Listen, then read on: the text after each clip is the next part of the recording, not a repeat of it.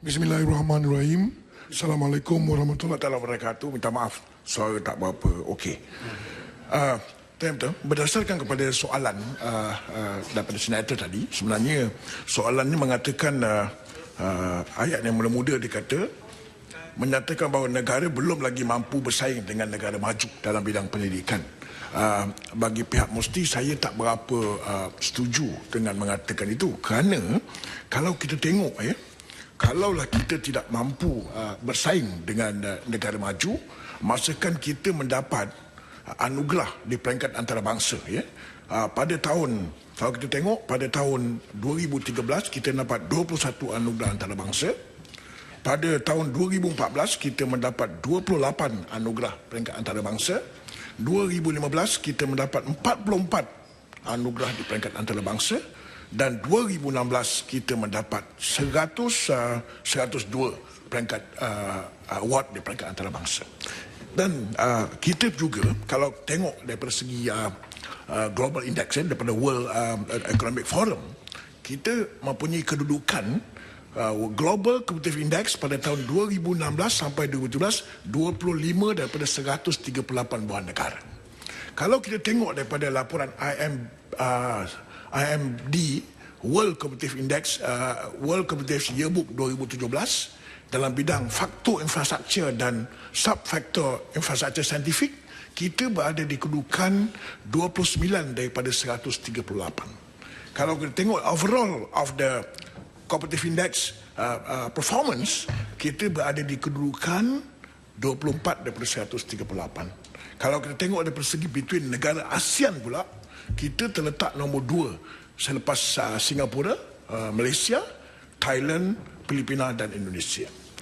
Untuk peringkat yang kedua pula, soalan yang peringkat bahagian yang kedua, kalau kita tengok sebenarnya kita sangat aktif.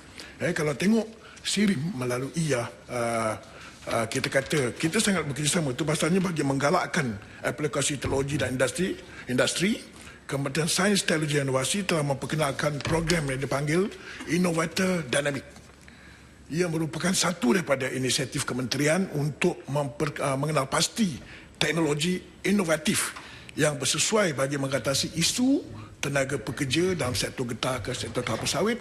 Dan program ini merupakan satu platform strategi NBOS, strategi lautan biru NBOS, yang melibatkan pelbagai pemegang taruh seperti kementerian, agensi kerajaan, universiti dan juga pihak industri. Saya refer kepada 2 agensi saja. Kepada SIRIM melalui MUSTI melalui SIRIM berhad melaksanakan program SIRIM Fraunhofer. Saya baru resmikan satu majlis ini semalam, untuk meningkatkan produktiviti perusahaan kecil dan sederhana atau PKS. Program ini adalah audit teknologi dilaksanakan untuk mengenal pasti jurang teknologi dan inovasi syarikat supaya produk yang dihasilkan daripada pendidikan itu boleh diketengahkan di satu peringkat lain, di peringkat antarabangsa. Yang pertama.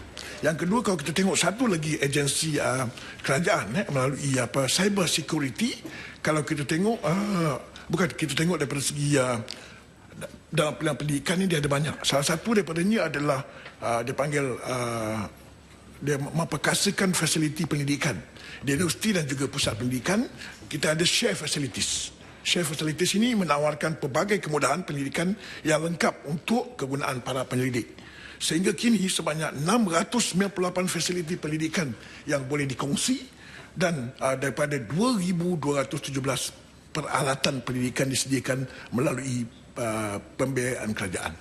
Dia punya masalah, kita punya research ini, ujung dia tu kadar pengomersialan itu yang agak rendah. Oleh sebab itu, maka melalui bajet speech oleh Yang Amat Berhormat Perdana Menteri telah mengumumkan tahun 2017 adalah tahun pengomersialan negara.